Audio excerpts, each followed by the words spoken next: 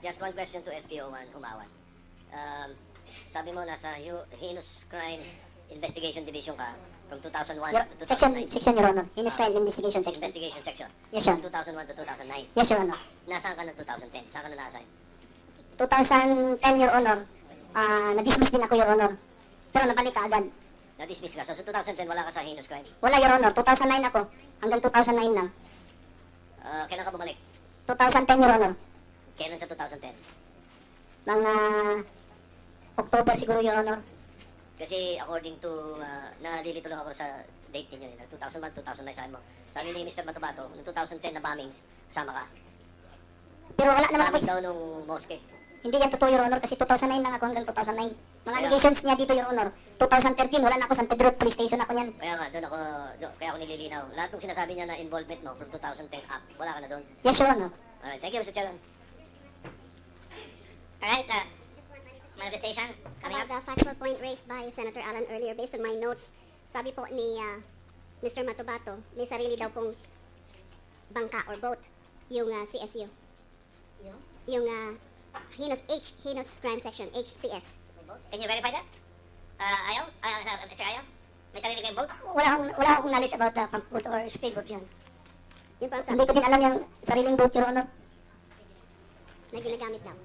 Hindi namin yan alam, Your Honor, yung boat. Mukhang mas maraming alam sa inyo si Matubato kaysa sa inyo. Siguro, sabi niya, sir, marami siyang alam, Your Honor. Mr. Chair, maybe there'll be a time to clarify it because remember we confronted Mr. Matubato with the video of his relatives and he confirmed na may sasakyan nga sila at sinakay nila doon, van. So, dalawa lang ang possibility nun. Yung van, sinakay niya sa ferry at pag sinakay mo sa ferry yon, may inspection yun bago mo isakay. Or, binaba mo siya sa van at sinakay mo siya sa bangka o speedboat pero lalanding ka rin dun sa Davao City, sa Davao side. At sa Davao side naman, isasakay mo na naman siya. Eh kung ikaw ay kinidnap at sasalvaging ka, hindi ganun kadaling magpalipat-lipat from Samal to there. But I'm not saying that's conclusive.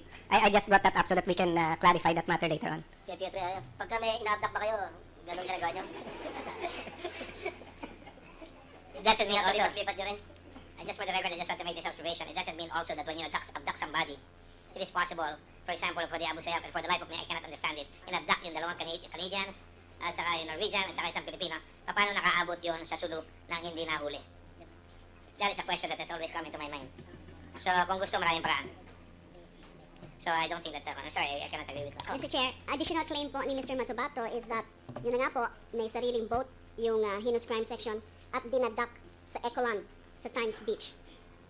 Alam niyo po yun, sa Ecoland? Di namin alam yan, Your Honor. Ano po ba yung Ecoland?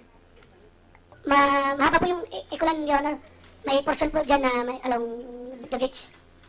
Yung back po ng SM, Matina. Yun po ang Ecoland, Ecoland. may terminal. Sa may terminal yan. Part ng Ecoland po yan, Your Doon Honor. daw po dinadak yung bangka na yan. Eh, transport terminal, land transport terminal yun. General De La Rosa, I just want you to know, you've been police chief for how long in Davao? Since 1986, Your Honor. Up to how long? 3 years? 2 years? Ikot-ikot ako sa Region 11, Your Honor. So you're familiar with Ecoland? Yes, Your Honor. O pwede ba meron bang boat doon? Eh, kung kayo ang chief of police, alam nyo dapat kung meron ang Heinous Crime Investigation Unit ng boat, di ba? Malalaman nyo. Kung gamitin mo yung beach sa line ng coastline ng Ecoland, Your Honor, for landing, Your Honor, then may dala-dala ka na contraband or illegal. Halimbawa, may kinidnap ka na tao, ilan mo doon, mahirap, Your Honor, dahil populated dyan, maraming tao dyan, Your Honor, at saka maraming mga turista kumakain dyan along the beach, mga restaurant. So makikita kayo? Yes, Your Honor. Alright, Mr. Chairman, yes, Senator manifestation Pacquiao, lang. this is- Yung sinasabing terminal ng Ikulan, kasi tumira din ako sa Davao eh. dami mong sira. Yung terminal kasi, malayo ang dagat doon. Kumbaga terminal ng mga bus yun eh. Malayo yung dagat doon. Sa speech niya? Oh. Doon sa pag sinabi kasing terminal, pag binanggit mong terminal, malayo sa dagat yun. Ngayon, doon sa gilid naman yung may mga beach, tabi ng dagat. Ang daming mga parang squatter doon, maraming mga katira, ano yun eh. Alright. With the permission of Senator Pacquiao, I'm not willing to give another round to Senator Pacquiao. Knockout na yung kalaban niya.